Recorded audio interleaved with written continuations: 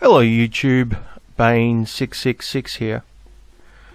So before we get back to the clips of AronRa, because there's still a couple of them to get through, I thought I'd just put the final nails in the coffin of the feminist dictionary definition defense. I think I did a pretty good job of destroying it last episode, but there's still a couple of arguments I want to make before moving on to AronRa. So I'm going to start off by being very charitable and by saying that let's, for the sake of argument, say that the definition of feminism means equality. Alright, now I know some people will have a problem with this because it clearly states that it's just advocating for women's rights, and for true equality you would need more than that, but let's forget that for a moment. That's an argument for maybe later on. Just for now, let's just, for the sake of argument, agree that it means equality. And let's compare it to egalitarian. And for the sake of argument, say that they mean the same thing. Alright, so feminism, egalitarian, the whole thing just means equality for everyone. Equality for the sexes. You get the idea. Now, what this definition is describing is the end goal of feminism. It's describing what feminism is trying to achieve, but it doesn't actually describe how it goes about achieving that. Now, you can have different groups who have the same goal, but have different methods of achieving that goal. That doesn't mean that those groups are all the same. You see, what AronRa is doing is he's saying anyone who believes in that end goal is automatically a feminist, regardless of the methods or the ideology or the belief system or the worldview that they might have. And that's where he's wrong. And that's why the definition of feminism defense is just too simplistic. So let me give you an analogy to really bring this home. Let's say that there's a fictional island nation by the name of Banetopia. It's a wonderful skull-shaped island, has fantastic beaches, great place to visit. And Banetopia, even though it's only a small island, it has a pretty strong economy, and its unemployment rate is around 3%, which is pretty good. But then one day some bankers on Wall Street decide to fuck up the world's economy, as they've done in the past, and the whole world goes into a recession, including Banetopia. Now, although Banetopia's got a pretty strong economy, it's still a very small place, and it's tied financially to America, so it's kind of like tying a rowboat to the Titanic. You can't help but take on water. And the unfortunate side effect of this is the unemployment rate in Banetopia goes from 3% right up to 30%, which is pretty fucking disastrous. So the Banetopian government decides that they need to fix this somehow, and they ask their citizens, you know, can you come forward with some kind of solution to this problem, because we want to lower the unemployment rate. That is the goal. Now, three groups of people, three think tanks, come up with ideas. I'll call them Group A, Group B, and Group C, just to keep it simple. Group A does their presentation first. They say, maybe in 5 or 10 years, with a lot of work, we can get the unemployment rate down to maybe 10 or 15%. What we want to do is we want to encourage people to start up small businesses, so we're going to give them big tax breaks for that. We're going to encourage overseas large multinationals to come in to Banetopia and maybe base themselves here. Hopefully that will increase employment. Banetopia has fantastic beaches, so we want to start a tourist industry. And we're going to upskill our present workforce. So there's a lot of people who have lost their jobs, who've been working in factories for the last 20 or 30 years, and they need new skills. So we're going to invest money in them getting re-educated into, so they can move into different areas of the workforce. Now, none of these ideas are perfect, but over time we suspect that we'll get the rate down to maybe 10 or 15%, but it might take 5 or 10 years of hard work. That's what Group A says. Then Group B steps up. They claim that in 1 year they can get the unemployment rate down to 8%. Sounds a lot better, right? So their method of getting the unemployment rate down to 8% is they pass a law that everyone in Banetopia, every Banetopian, is required to go to the temple of the Great Banana God and pray to the Great Banana God at least once a week. And doing this will cause the Great Banana God to be merciful on the citizens of Banetopia and will magically lower the unemployment rate in about a year down to about 8%. Now, it's not perfect because the Great Banana God is very busy. He has a lot to do. So 8% is probably about the best he can get it. Now, the third group, Group C, steps up, and they claim in 6 months they can get the unemployment rate down to almost zero, which sounds fucking amazing. 6 months and almost zero? It sounds a lot better than Group A. But what's their method of doing that? Well, what they want to do is they want to take all the unemployed people, round them up, put them into camps, and then 10 at a time line them up against the wall and shoot them. Now, it is true they will achieve their goal of lowering unemployment, but in this case the cure is worse than the disease. So here we have 3 groups, and they all have the same goal, but they have different methods of achieving that goal. Some are more realistic than others, some are better than others, some are more achievable than others. Now, the fact that they all have the same end goal does not mean that they have the same ideology or the same methods or the same worldview or the same morals. And this is where the defense of feminism fails, because I can be for equality, and AronRa can be for equality, and someone else can be for equality, but it doesn't mean we all agree on the methods of achieving that equality. It doesn't mean that we have the same worldview or the same ideology. And that's why you can be in favour of equality without being a feminist, because you don't need to have the feminist worldview, the feminist ideology, and subscribe to the feminist method to be in favour of equality for everyone. But let me give you a couple of real-world scenarios. Everyone knows Martin Luther King and should have a great respect for the man. His goal was equality, correct? In this case, of the races. His focus was on African Americans, and with good reason. And what he achieved should be admired, and what he did was needed. I think we all agree on that. But there's another group which has the same goal, but has very different methods of achieving that goal. That's the Nation of Islam. Now, they have some fucking crazy belief systems, some fucking insane ideology behind them. And they're also a bunch of racists who fucking hate white people. Like, really fucking hate white people. They're like the Black Ku Klux Klan, with some even crazier religious shit thrown in. Now, Martin Luther King and the Nation of Islam have the same goal, but they definitely don't have the same methods of achieving that goal. And you wouldn't say that they're part of the same group, simply because their end goal is the same. Let me give you another scenario. Let's say someone gets cancer, and the goal is to cure them of the cancer. That's the end goal we're aiming for. So let's say there's 3 methods of achieving that. The first one is chemotherapy. Not perfect, but it does work in most cases. It has really bad side effects. Not something anyone wants to go through, but it is backed by science and hard evidence. And I think it's the better option than doing nothing, right? I think most people would agree with that. But let's say there's another person or another group of people who believe that instead of going through chemo, all you need to do to cure cancer is drink vegetable juice and fruit juice. That's all you eat or drink is juice. And you drink litres of it a day, every day, and it will somehow magically cure you. Now, I don't think drinking a lot of fruit juice or vegetable juice, that is if you make your own as opposed to the stuff you buy full of sugar, I don't think drinking that is going to hurt you, but at the same time I don't think it's actually going to cure the cancer.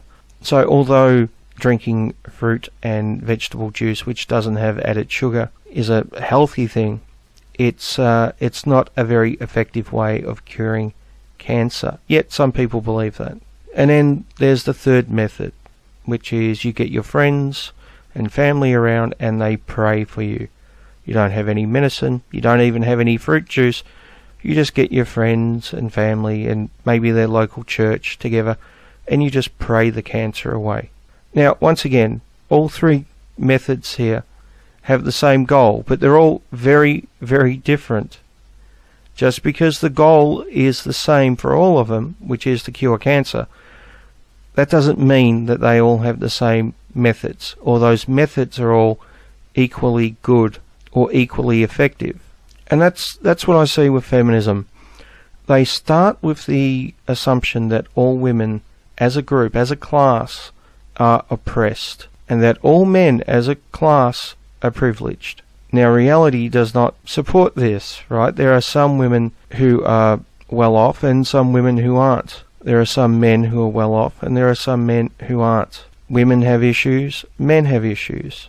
But if you only look at half the picture and you only see those issues that affect women, and then you prescribe them to the entire female gender as the norm, you're not looking at things realistically. And we see this in the real world when the vast majority of the homeless are male, yet females who are homeless get special treatment and special programs to help them, because apparently they're worse off for being female, even though they're the minority and no one really gives a shit about the males. So if the methodology is incorrect, then the end goal is really pointless, isn't it? If your end goal is to cure cancer and you're just praying it away, then realistically you're wasting your time. Well, at least from my perspective as an atheist, I think you're wasting your time. I'll let you make up your own mind there. But there is another point as well that I should bring up before moving on to Aaron, and that is, what type of equality are we talking about in the definition? Are we talking about equal opportunity or equal outcome? Because those two things are very, very different. For example, let's go back to Baintopia, that wonderful place with great beaches. And let's say they implement Group A's solutions to the unemployment problem, and in the next 5 years the unemployment rate drops and things are looking up. Now there's two individuals, one male, one female, who are equal in every way. They both have equal education, they both have equal experience and equal enthusiasm for the work that they do. And they both apply for a job at a company, which is now hiring people because, like I said, the unemployment rate is dropping and things are looking up. Now they should have equal opportunity to be hired by that company. And let's, for argument's sake, say that they both get the job and they both work for the company doing exactly the same thing. Now this means that they should be paid equally per hour. If they're doing equal work, then they should have equal pay. I think we all agree on that.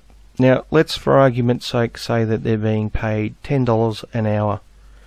Now the minimum wage rate in Baintopia is actually a lot higher than that, but let's keep it simple because I don't want to overcomplicate the math. So $10 an hour is a nice easy figure to work with. And let's say that they work a 35-hour week.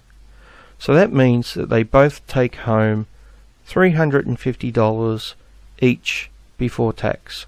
But because the economy is picking up a bit, the company says, well, you know, we've got some extra work at the moment, we're really busy. Does anyone want to work any overtime? Because we can fit you in if you want. Now the woman decides that she would prefer just to work her 35 hours a week and that's it, because she enjoys her free time. She likes going to the beach. So I mentioned Baintopia has some fantastic beaches. It really does. And I'm not being sponsored by the Baintopian tourist industry either, so maybe a little bit. So she decides not to work the overtime, but the guy decides he wants the extra cash, so he decides to work the overtime. Now, once again, equal opportunity, right? They should both have the equal opportunity to work the overtime, and then it's their choice as to whether they do or not. So she has chosen not to, and he has chosen to actually do it. And this is somewhat typical if you look at statistics for workers. Men tend to work more overtime, women tend to work less. Men tend to work more on holidays and weekends, women tend to do those less. So let's say the guy works an extra 5 hours overtime, and because it's overtime he's paid $15 an hour, which means it's an extra $75 in his pocket before tax. So at the end of that week, the woman takes home $350 and has worked 35 hours, and the man takes home $425 and he's worked 40 hours. Now, in my book, this is fair. They both get paid an equal amount of money for equal work, but if someone chooses to do more work and sacrifice their own free time, then they're compensated for it. They both have equal opportunity to do this. One chooses to do it, the other one chooses not to. This to me is equality. Unfortunately, there are some feminists who believe that there should be an equal outcome, which means when the man works 40 hours, including overtime, and the woman works 35 hours, that they should take home the same amount of money at the end of the week. All around the world, women are still getting paid less than men. I got paid what? Well, it's actually quite simple, I think. We introduce a pay gap tax. The pay gap tax is a tax that's paid to all the women in your company. Woohoo! By looking at the average amount that a man gets paid and the average amount that the woman gets paid, and that difference is paid to all the women in the company, regardless of performance, regardless of position. It gives companies an incentive to really solve the deeper issues that are at heart, that are to do with gender equality and diversity in the workplace.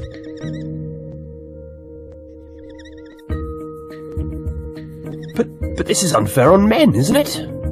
Why are they getting a raise? I definitely don't think it's unfair on men. Women have been facing issues for centuries. It's only now that people are starting to talk about how we can make the workplace a much more equal and safe and happy place.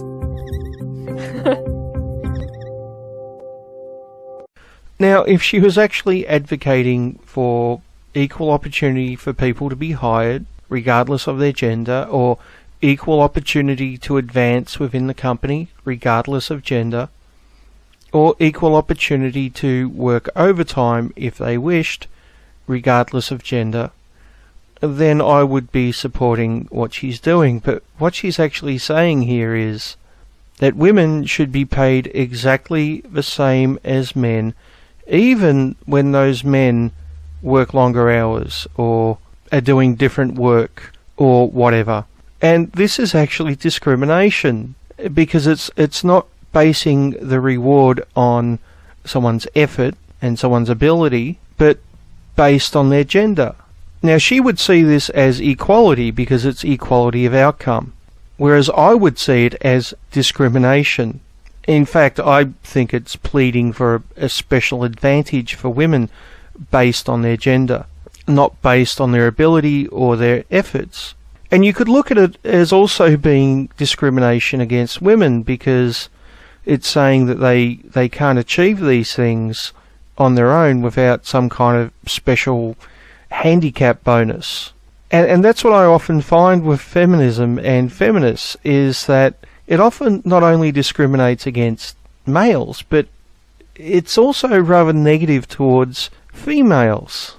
And it often portrays them as helpless, weak, easily manipulated, and always victims. And I don't see how this is empowering to women. In fact, I think it's the exact opposite. And it's the reason that there's an ever-growing number of women who stand against feminism, because they don't see themselves as weak and they don't like being portrayed as victims. But feminists do love to talk down women's abilities and women's responsibilities. And you can see this in the sentencing gap. Whenever a woman commits a crime, she cries victim, even when she's not a victim, even when there's clear evidence that she's not a victim.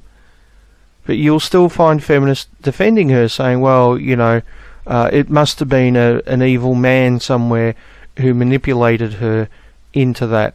I mean, for fuck's sake, we even see it when an adult teacher sleeps with a 13-year-old student.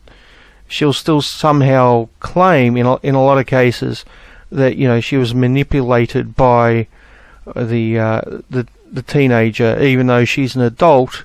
in a position of power.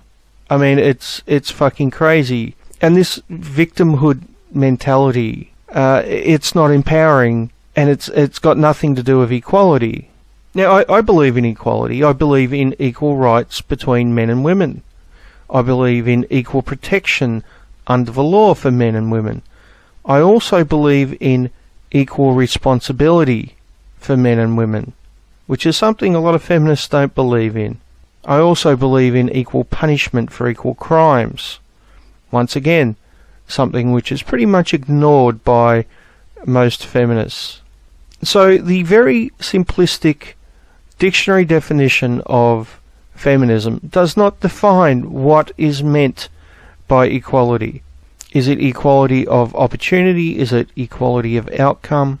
Which one? Because those two things are very, very different. And it also doesn't describe the methods of achieving that equality. It doesn't explore whether those methods are legitimate, whether they work, whether they're actually about achieving their goal of equality. It doesn't explore whether the vast majority of feminists are actually just feminists in name, or whether they're actually trying to achieve their goal. And probably most importantly, when it comes to AronRa and his constant defense of the feminist definition, it doesn't say that feminism is the only way you can be in favour of equality. Now, if we were to define an aeroplane as a vehicle, that doesn't mean that all vehicles are aeroplanes. So defining feminism as a equality movement does not mean that everyone who is in favour of equality is automatically a feminist. And this is an important point when it comes to Aron and his constant use of the feminist definition defence. So let me ask a very simple question to AronRa and others like him who insist that if you believe in equality, then you are automatically a feminist. So the question is, can you believe in equality without believing in feminist theory, feminist ideology like patriarchy theory, rape culture and toxic masculinity? Now, if the answer to this question is no, in other words, you have to believe in feminist theory to actually be in favour of equality, then the dictionary definition is insufficient because it doesn't define this criteria. It also means that you're promoting a worldview that a lot of people disagree with, yet are still in favour of equality anyway, and that's why we have arguments like this. But let's look at the second option. Let's say you answer that question with a yes. Yes, you can be in favour of equality, and at the same time not believe in feminist theory. Now, if this is actually the case, then AronRa's claim that if you're not a feminist, you're a sexist is clearly false.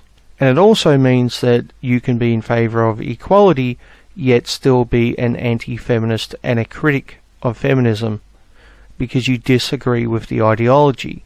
Now, I should point out that there is a self-proclaimed feminist who disagrees with mainstream feminist theory and ideology. She, disagrees with patriarchy theory and rape culture and a lot of the other feminist theories. And you could describe her as a dictionary definition feminist. Her name's Camille Paglia. Now, the interesting thing about Camille is there are a lot of feminists, in fact I would say the bulk of feminists who are aware of her would describe her as a non-feminist or an anti-feminist simply because she disagrees with feminist ideology. So this, in fact, actually proves my point. To call Camille Paglia a feminist is a bit of a stretch. I mean, sure, she calls herself one, but many people describe her as anti-feminist, saying she is one of the seemingly endless parade of social critics who have achieved celebrity by portraying not sexism but feminism as the problem. So here we have someone who fits the dictionary definition of a feminist.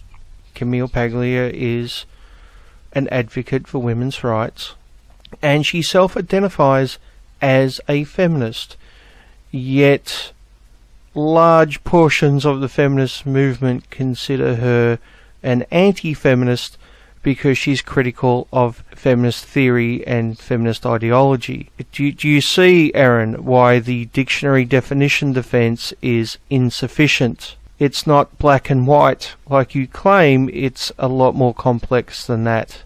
But I've rambled on long enough, so let's actually get back to AronRa's comments, because we still have quite a few of them to get through. So those numbers are all like the problem with looking at numbers relating to the rape of men. Men don't report generally. So a lot of times it'll be like you can have an interview with a guy and he'll say, "Yes, I was raped, but I didn't do anything about the authorities. I didn't say anything. I still don't want to name my rapist, so on and such as." And regardless of whether or not the rapist is a man or a woman, I'm not interested to get laughed out of the office and so on. So the numbers are not any statistics on this will not be representative of reality because of the trend of men not reporting. So and this is one of those things that feminism could do something about. Is not necessarily an issue that they seem to find important, and because it's not about advocacy for women in being equal to men. It is an issue that is solely unique to the male identity, male situation. Can we find three feminists who agree with each other and also hold the definition that you're talking about instead of the definition that I'm talking about? Now, I find this incredibly frustrating. It seems every single time someone tries to make a legitimate point about feminism and about actual parts of feminism which need to be criticized, AronRa automatically reverts to the dictionary definition of feminism. It's his go-to defense every single time. And obviously he's using this instead of using an actual argument and actually dealing with those concerns which have been raised. That I'm talking about? I'm not talking about a definition. I haven't described a definition. Okay. Can you find... I'm not saying is there a with reason the definition of feminism. Can I'm you saying give that in some cases it's not descriptive. Can you give me any reason why I should not have identified the way that I did?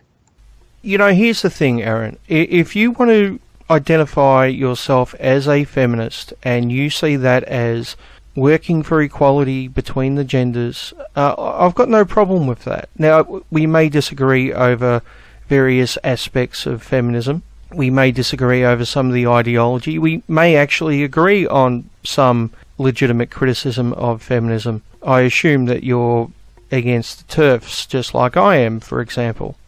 But it's when you go that one step further and you say that anyone who believes in equality has to be a feminist. And if they're not, if they don't identify as a feminist as you see it, then they are automatically the opposite of that and they're a sexist. That's where you take it one step further, and that is why you're getting criticism. But you don't seem to listen to that criticism, so you don't get it. And I'm guessing even if you bothered to watch this video, you still wouldn't get it. That you shouldn't identify as a feminist? Right.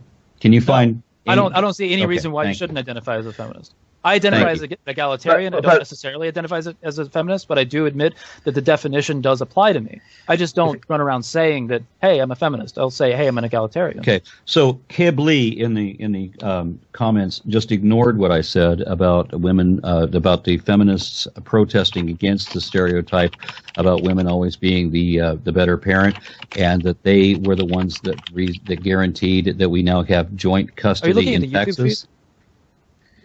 Now, Aaron does this quite a few times during the Hangout, and I find it really annoying where he's not listening to the person actually having the conversation with him, but he's reading through the live stream of comments, and he'll stop halfway through a discussion and start referring to a comment that none of us can actually see. I just find it incredibly rude and annoying when he does that. But, apart from that, let's have a look at his argument. So he brings up the fact that there was a group of feminists in his home state of Texas who advocated for fathers' rights. Now, I don't know if this is true or not, but let's, for argument's sake, say that AronRa is 100% correct. Let's take him at his word. Now, you know, with his history from last episode with the SPLC, he may not actually be correct on this. But let's, for argument's sake, say he is 100% correct, and a group of feminists in Texas did advocate for fathers' rights and equal custody. Fantastic. That's the type of feminism which I want to support, and I think there should be more of.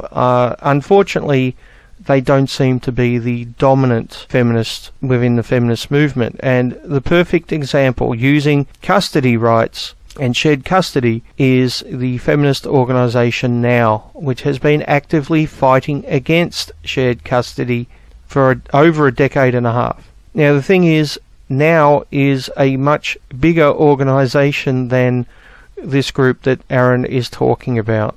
And I can easily state this because Now is the largest grassroots feminist organisation in America, so they have to be bigger than the group that he's talking about. So if Aaron is saying that this group that he's talking about in Texas is representative of the feminist movement, then how can Now not also be representative? And I have to ask the question, because there are some groups doing good work, which once again I support, does that mean we should ignore the groups which are doing bad shit? And does that mean that we should ignore the ideology that we disagree with, which we believe is wrong and actually harmful? Let me give Aaron an example that I'm sure he can understand. Now, everyone's aware of the Salvation Army, and I think they actually do good work. I often talk about the homeless issue and that the majority of homeless are men, and they're actually one of the few groups that actually gives a shit about the homeless issue. Now, I'm not a Christian, as I've stated numerous times before. I'm an atheist. So I disagree with the Salvation Army when it comes to their ideology, their worldview. But I can still respect them for the work that they do, and I can still give them credit for the good work that they do and the good aspects of their group, like caring for the poor. I think that is a good thing. That doesn't change the fact that I don't believe the Bible is the Word of God and that Jesus is the Saviour. It also doesn't excuse creationists trying to force creationism into schools in Texas. If AronRa was making a video about creationists forcing their views on others onto the school system and watering down science, and someone said, hey, but the Salvation Army, which is a completely different Christian group, looks after the homeless, therefore you shouldn't say a word about the creationists, I think AronRa would have an issue with that, and with good reason. Now, obviously, creationists don't represent every single Christian, just like the Westboro Baptist Church doesn't represent every single Christian, just like fanatical fundamentalist Christians who shoot abortion doctors don't represent every single Christian. But neither does the Salvation Army and the work that they do. It's a lot more complex than that. And as an atheist, I should be able to disagree with the Christian worldview and not believe the Bible, and at the same time criticize those aspects of Christianity which deserve criticism. And as an anti-feminist, I should be able to do exactly the same thing to feminism. I should be able to point out the ideology that I disagree with and explain why, and I should be able to criticize those aspects of the movement which deserve criticism.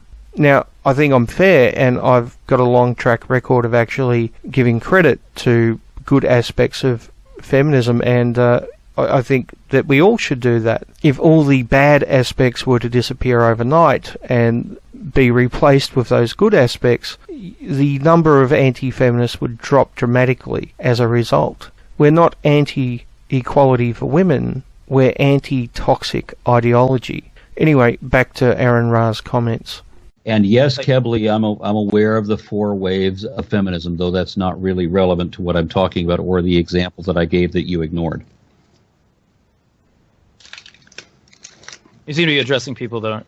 I am, because people want to throw comments out that they're clearly not paying attention to what was just being said. Not paying attention to what you just said. You mean kind of like what you were doing with Ocean there, Aaron? Is that what you mean? maybe there's a time lag on the comments showing up after I said something that already corrected or addressed it. Oh, and if you're looking at the broadcast on YouTube, there can be as much as 90-second delay. And the comments. The comments. Let me just finish. The comments tend to come in chunks, and this is why I much prefer watching the show on Vaughan, because the lag is like 9 seconds, and comments come in within that 9-second period. So it may well be that you're talking at cross purposes in the chat with someone on YouTube.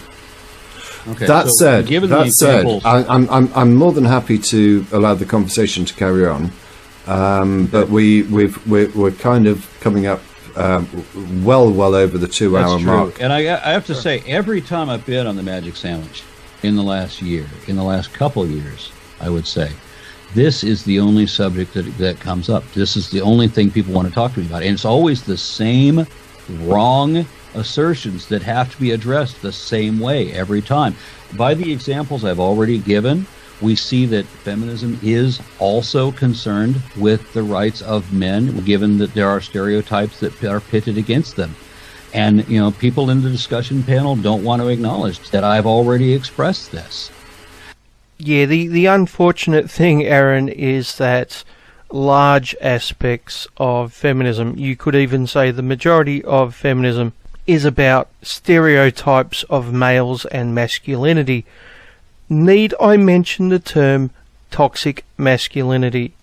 And there's nobody that ever contests me on believing that women should have social, economic, and political equality with men. And no one can ever come up with a secondary or alternative definition that is provided by any group that any other group would say, yes, they're correct, this is representative of the feminist movement. But they all want to pretend that feminism is all this secret conspiracy, that they really have some different definition, or that there's some different definition than what they're all admitting to. Ah, the definition, it's the definition. It's amazing. He's like a broken record. He just keeps on going back to, but the definition, but there's no different definition. Every single time someone tries to talk about the actions and the ideology and the methods of feminism, the actual words of feminists, you know, the things which aren't covered in the fucking definition, every single time someone brings that up, AronRa automatically goes back to, but the definition. And of course he's doing this so he doesn't actually have to talk about the ideology and the methods and the words and the actions of actual feminists. This is just an avoidance tactic. It's pathetic word games. That's all it is, Aaron. You're not willing to actually discuss actual topics. All you're willing to do is derail with word games. And it's sad. It really is fucking sad to see this. Because you used to be someone I respected. Someone who was respected as a critical thinker. As a debunker of bullshit. And someone who would not let another person get away with this type of shit. It's actually very, very sad to see you do this, Aaron. It really fucking is. Which is absurd to me. If you can't show that there's any validity to your argument, then shut up. But would you admit, though, that there are some feminist movements that are not, that don't I just fit the told you, I've definition? heard rumors of. I've never encountered anybody like this, because if I ever did encounter them, I would certainly shut them down and correct them. But I've heard rumors of unnamed individuals who believe that feminists have to also be communists. Are you familiar with the YouTube user Sargon of Akkad? He talks about course. this issue a lot, right? So, have you seen any of his videos or addressed any of those? I saw the one into some where of the people he's been talking about. I saw the one where he falsely accused me of being an Atheism Plus heavy hitter, even though I've always contested Atheism Plus right from the very beginning. Richard Carrier was. I don't think I ever heard of you being that. No, yeah, but- he made one about me too. Sure. And that's the only Sargon of Akkad video I've ever seen. So I don't know anything else. Okay. Well, if you're looking for names about people that are misrepresenting feminism, he's a good place to start because he makes videos, I think, every week. Okay, well then thank you for pointing out that somebody can show me who is misrepresenting feminism, because would you not agree with me that that is the moral ideal that we should be promoting, gender equality? Yes, absolutely. Okay. And I would side with anybody else that wants to promote gender equality. Really, Aaron? So you would side with egalitarians and MRAs who disagree with feminist theory and feminist ideology and are critics of the actions of feminists, but are interested in equality? Somehow I don't think you would. I get the feeling that you're more invested in the word and the identity of feminist than actually promoting equality. And that we need to specify that if we're going to a feminist conference wherein there are many women who have their own frustrations about the things that they need to deal with, that they want to express in a group, two things that we should not do, and I want to make sure that you agree with me on these, that if we have women that want to express the issues that they have, how they're feeling oppressed, and they don't have any other way of expressing this, should we use their forum to talk about men's rights instead? Yeah, I pretty much covered this last episode.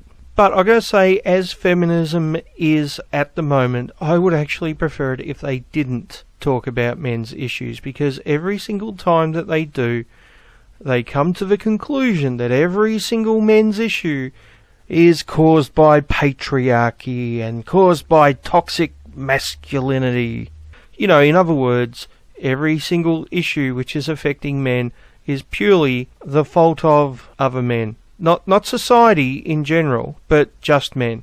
It's all men. Every issue that a woman has is the fault of men, and every issue that men have is also the fault of men. Do you see a pattern here, Aaron? And I don't think that is actually going to help or solve any issues.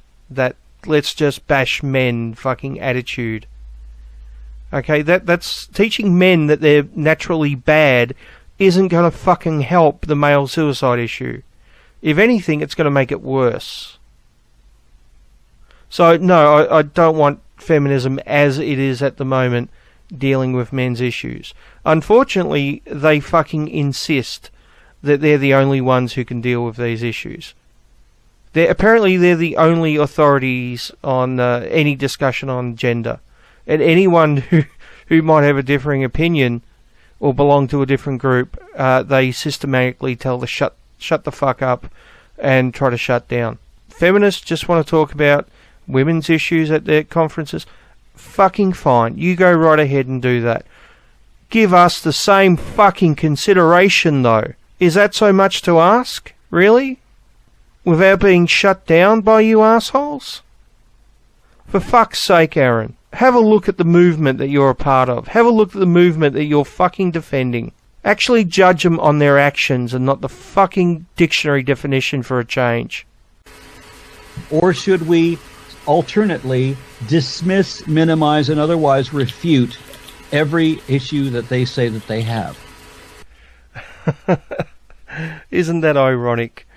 AronRa just described the feminist attitude towards the men's rights movement. Well done, Aaron. Well done. Because this is what I see from the men's rights activists. Simultaneously dismiss, refute, and otherwise just ignore or discredit every complaint that women have in society, and then only talk about, well, how men are really the victims.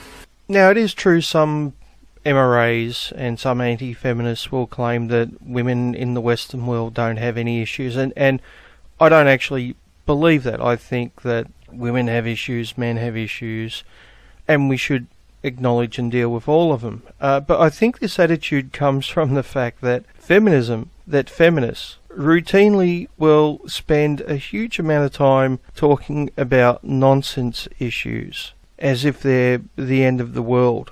They'll go on about manspreading and air conditioning being sexist and mansplaining and internet harassment, even though half the internet harassment is actually done by women to other women. You know, they'll just ignore that bit and say, well, it's a war on women by men. they'll go on about the wage gap, which is actually an earnings gap, which comes down to mainly the choices of women, not actually discrimination like they claim. They'll go on about a tax on women because, well, women have to pay more for raises and things like that. I mean, this is nonsense. The reason why they're paying more is because the raises are different.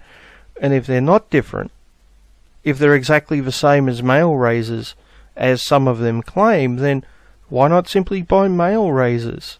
But apparently this is a big issue that needs to be talked about. Or they don't like a particular shirt which is worn by a scientist, so they harass him to the point of tears. Or they exaggerate rape statistics, while at the same time trying to take away due process. Well, only for men, though. Only due process for men. I mean, they don't want to take away due process for women, because, you know, that would be bad, right? And all the while, they're going on about this nonsense.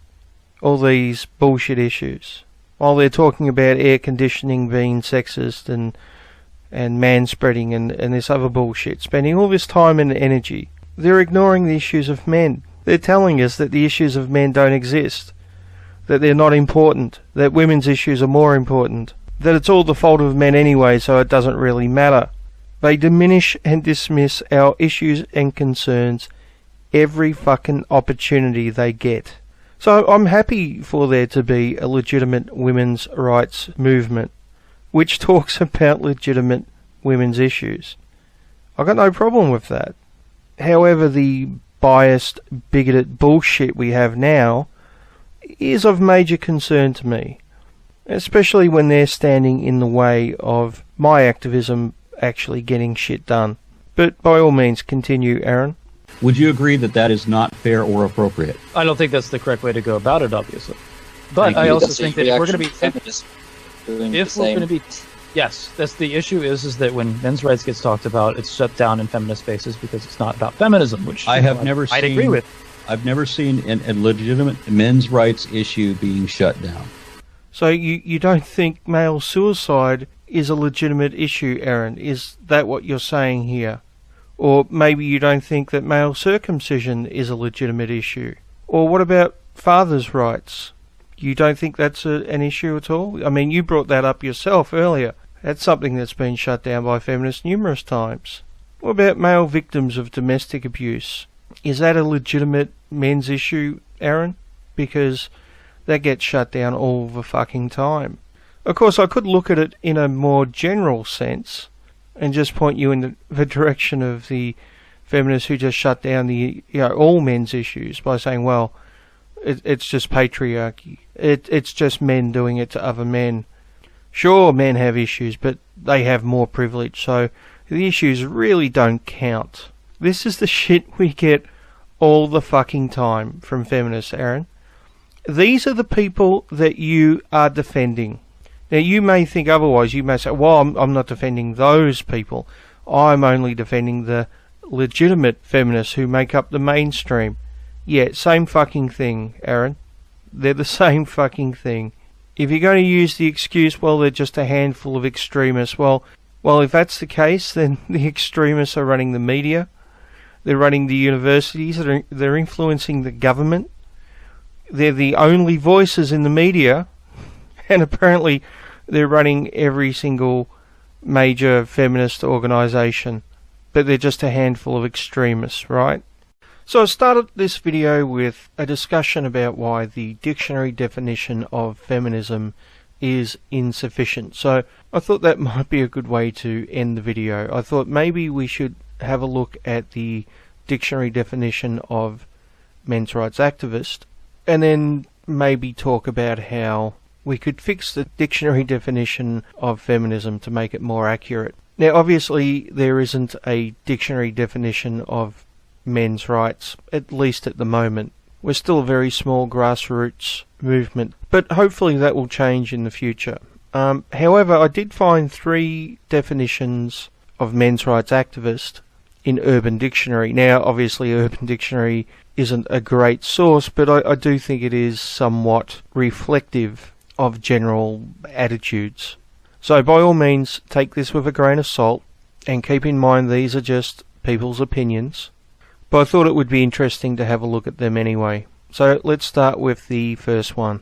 A person, typically one directly opposed to third-wave feminism, who believes that men's issues, almost 4 times as likely to commit suicide, majority of victims of violent crime, 90+% of deaths on the job and 99% of combat deaths, are also relevant in today's society. Men's rights activists, or MRAs for short, promote equal treatment of men's issues and equal accountability for women. Now, I've got to say, I think this is probably a fairly reasonable description. I don't think it's perfect. Once again, it doesn't describe our methods or ideology in great detail. But it does mention some of the things we're concerned with. And I think if someone had no idea what a men's rights activist was or what we're fighting for, this might be an okay starting point. And I have to say, I think this definition of men's rights activist on Urban Dictionary is probably more descriptive and a better definition than the definition of feminist that we find in the actual dictionary. But there are 2 more descriptions, and these ones come from feminists. Now, this is going to be interesting. A men's rights activist is a man, sometimes a brainwashed female supporter, who delusionally believes that despite global patriarchy men are somehow oppressed. The good old MRAs believe men are oppressed trope that we hear all the fucking time, even though we never claim that we're oppressed. What we actually claim is that men and women have issues. But somehow, the claim that men have issues too is misrepresented continuously by feminists as somehow men are oppressed and women aren't. Now, the reason for this is because the feminist mind can only see the world in the dynamic of oppressor and oppressed. And if someone isn't the oppressor and another group isn't the oppressed, then they can't get it. They can't understand that both men and women can have advantages and disadvantages at the same time. It has to be one group oppressing the others. Otherwise, their whole worldview just falls apart. And that's why we constantly get this false claim that MRAs believe that men are oppressed by women or the matriarchy or whatever fucking bullshit that they want to come up with. And of course the claim that, some women are brainwashed to support men's rights, because of course if you're a female and you're concerned about men committing suicide or male genital mutilation or father's rights or male homelessness or any of those other important MRA issues, well then, the only reason for you to support them is because you must be brainwashed, right? It wouldn't be that you actually give a shit about males and their issues. Of course not. You have to be brainwashed. Unbelievable. Similar to middle-class white dudes whining about reverse racism. Middle-class white dudes whining about reverse racism, as opposed to middle-class white women complaining about the patriarchy, right? And complaining about oppression. The power dynamics that exist in society and have for a very long time mean that men are the class that holds the power. No. What it means is some men, a very, very, very small percentage of men hold power, just as a very, very small percentage of women hold power. The vast majority of men are not CEOs or presidents, and in fact the homeless population of the world is mainly made up of men. Now, are you honestly trying to tell me that these homeless men eating out of dumpsters and freezing on the streets at night during winter, that these men as a class hold power? Really? And of course the author of this bullshit also ignores the fact that the majority of voters are in fact women. So you could argue that when it comes to politics, women as a class hold power. And this is why, despite the fact that most politicians are male, they do in fact pander to feminism. They are the oppressor class, so when bad things happen it is not sexism because men do not face discrimination, terrorism and forced impregnation based on their sex. Yeah, I think it would be pretty clear that men don't face forced impregnation because you can't impregnate a man, at least a biological man. But men don't face sexism, discrimination or terrorism. Right, so when a newborn baby is born and has their genitals mutilated, that's not discrimination, right? When homeless men get less services than homeless women, that's not discrimination. When mothers get preference in the family court, that's somehow not discrimination, really? When men get longer sentences for exactly the same crimes committed by women, that apparently is not discrimination. And the word terrorism is an interesting one. Clearly it's used in the context here of terrorism from the opposite sex, because, you know, men are actually victims of terrorism in a more general sense, just as women are. So I'm assuming what the author means is that women are terrorized by men, but men in no way are terrorized by women. What a very egalitarian way of looking at the genders. Likes to claim misandry, as if it were equal to misogyny. They don't seem to realize a misandrist is actually someone who is misanthropic. Oh, I see. So, the hatred of women is a bad thing, which I would agree. But the hatred of men, it doesn't really matter, right? Because it's just men.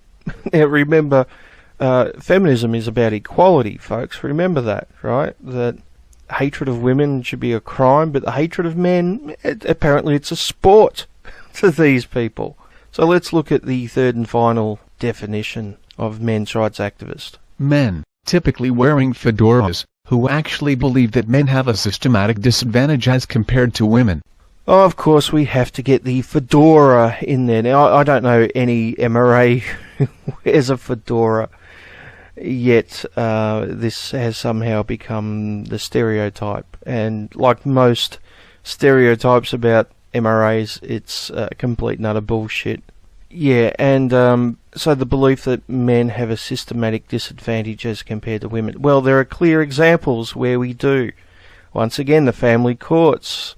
Once again, whenever a man is sentenced, he's likely to get a longer sentence based on his gender. That is a systematic disadvantage compared to women. I don't know how else you would put it other than that. Having your genitals mutilated as a child, legally, and in some cases encouraged by the government, would be a systematic disadvantage. That's a systematic disadvantage that women don't have. Next. Claims that feminism is against equality and oppresses men. Oh, and here we go, once again, with the oppression claim. Every fucking time they have to make this claim. It's just incredible. I really shouldn't be surprised, though.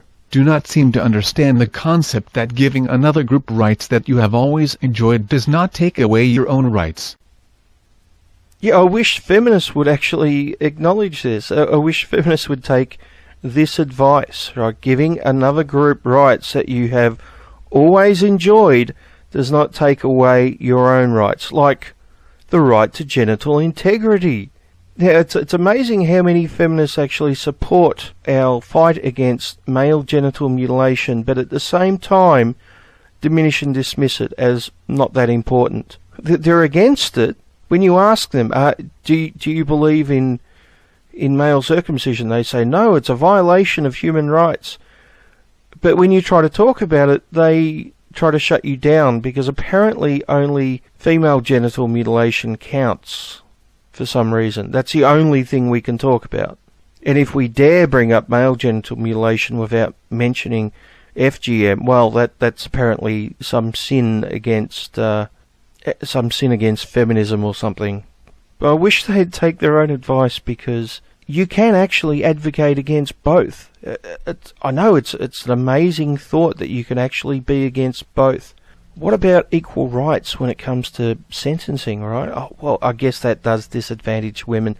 I guess that's why feminists aren't advocating for fair sentencing, right? because making men equal when it comes to sentencing, that might disadvantage women. Much better to widen the gap, right? We'll use bogus facts, faulty logic, contradictory statements and basic insults.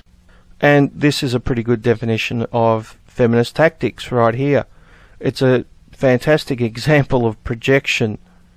Next. There is a grain of truth in the fact that MRAs state that men's issues are equally important in achieving gender equality, something that most reasonable feminists agree with.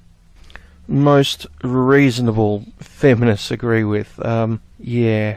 And I would agree that most reasonable feminists would agree with it. Unfortunately, there's not a lot of them.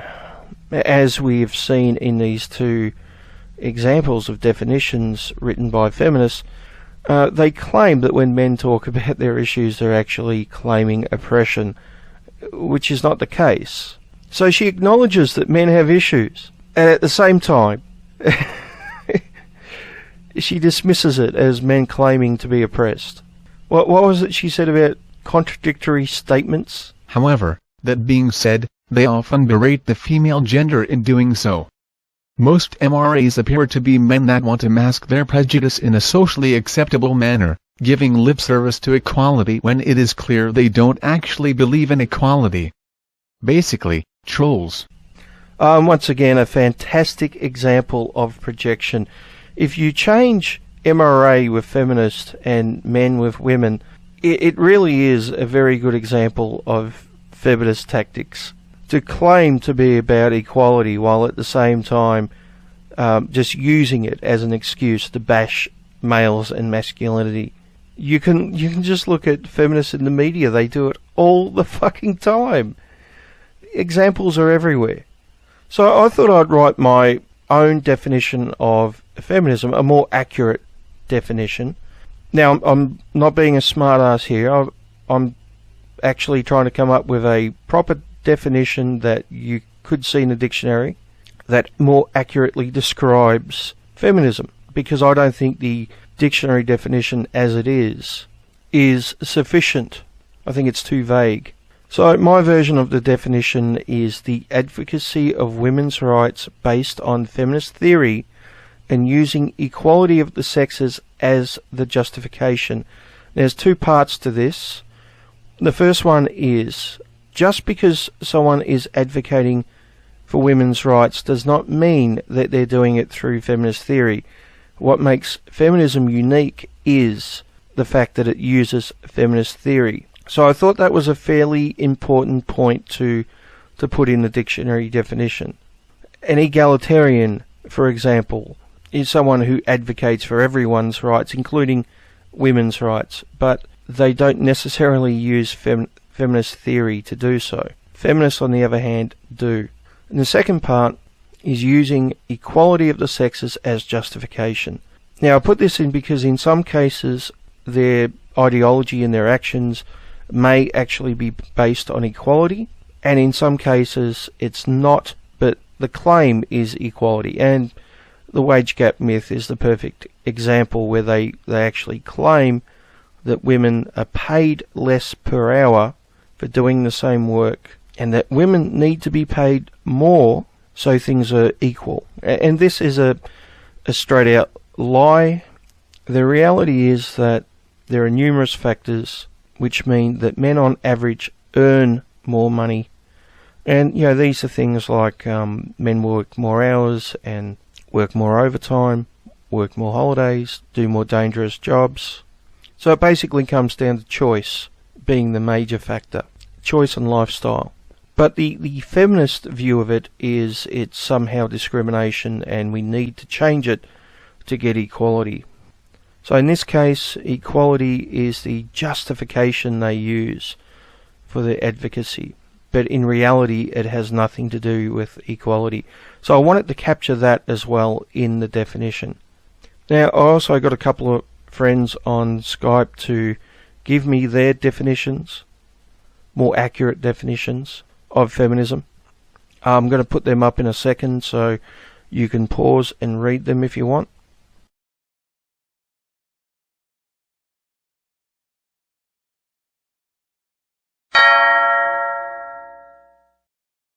So feel free to comment below on what you think of my definition as well as the definition from the other two guys.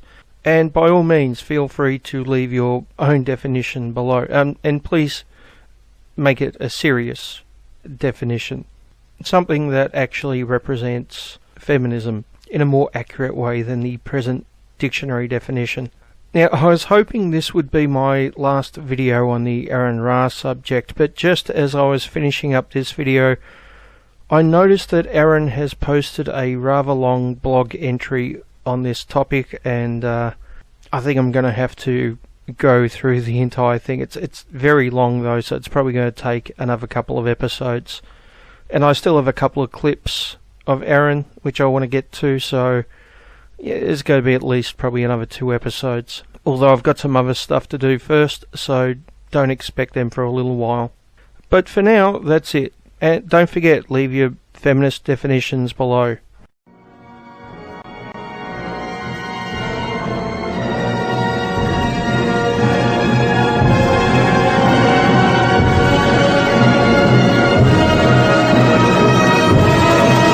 So usually when I make these videos, the very final thing I do is the overlays. And in case you don't know what an overlay is, there's a Salvation Army one coming onto the screen right now.